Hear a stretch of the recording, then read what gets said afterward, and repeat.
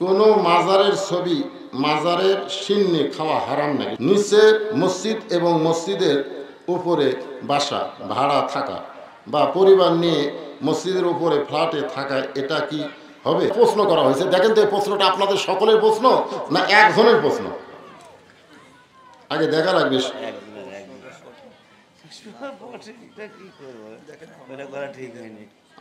আব্দুর রাজ্জাক বিন ইউসুফ কেমন আলেম, তার আলোচনা শোনা যাবে কেন? আব্দুর রাজ্জাক বিন ইউসুফ একজন ভালো আলেম, আহলে হাদিসের আলেম, সহি কথা কয়, সহি হাদিস থেকে কথা বলে।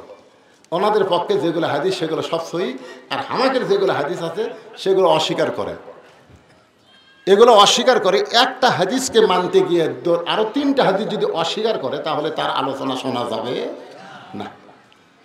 তো এখন ব্যাপারটা হলো, আমাদের মধ্যে এরকম ফেতনা যেন না হয়। আমি আব্দুর রাজ্জাক বিন ইউসুফের বহু আলোচনা শুনছি, তিনি আজে বাজে কোনো কথা বলেন না, একেবারে সহি হাদিসের নামে তিনি সহি হাদিসের কথা বলেন।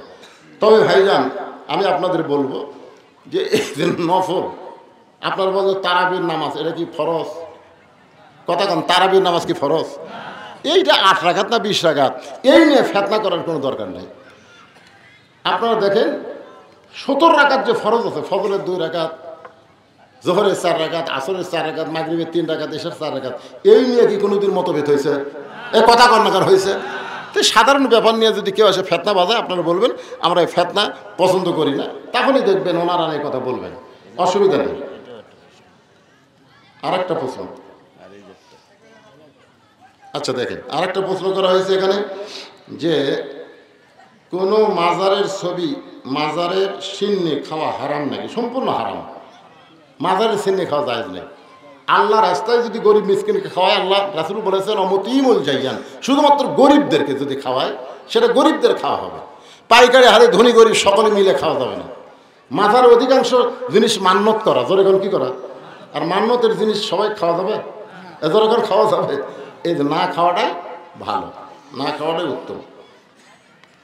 আমার একটি প্রশ্ন আছে, প্রশ্নটি হলো নিচে মসজিদ এবং মসজিদের উপরে বাসা ভাড়া থাকা বা পরিবার নিয়ে মসজিদের উপরে ফ্ল্যাটে থাকা, এটা কি হবে? অবশ্যই হবে। যদি মসজিদ সেভাবে সেই নিয়মেই যদি করা হয়, মসজিদের উপরে যে ভাড়া থাকে সে ভাড়ার টাকাটা মসজিদের পারপাসেই খরচ হয়, তাহলে করা যাবে। নিচে মসজিদ, উপরে দোকান থাকবে, উপরে ভাড়া থাকবে, কোনো সমস্যা নেই, কোনো সমস্যা। কেন, ওই জায়গাটা কার? মসজিদেরই। মসজিদের আয়ের উৎসবের বেতন, মসজিদের বহু খরচ হয়, সে খরচটাকে দেবে, এদের উপরে ভাড়া দিয়ে সেই টাকা দিয়ে মসজিদ চলে, এটা চলবে, অসুবিধা নেই, কোনো অসুবিধা নেই। কিন্তু নিচে যদি ভাড়া থাকে উপরে মসজিদ হয়, সেটা হলে সমস্যা আছে। তো যাই হোক, আমরা এগুলা বিষয় নিয়ে তর্ক না করি, আগে দেখবেন যে জিনিসটা ভালো না খারাপ, ওটা কি মসজিদেরই জন্য ব্যয় হচ্ছে না কারো ব্যক্তিগত ব্যয় হচ্ছে, সেটা আপনার আগে দেখবেন।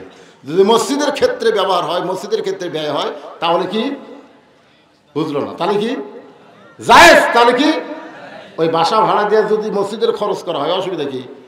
অনেক মসজিদের জায়গায় দোকান করছে, দোকান করে সেগুলো ভাড়া দিয়ে মসজিদ চালাচ্ছে, এগুলো সব চলবে, অসুবিধা নেই।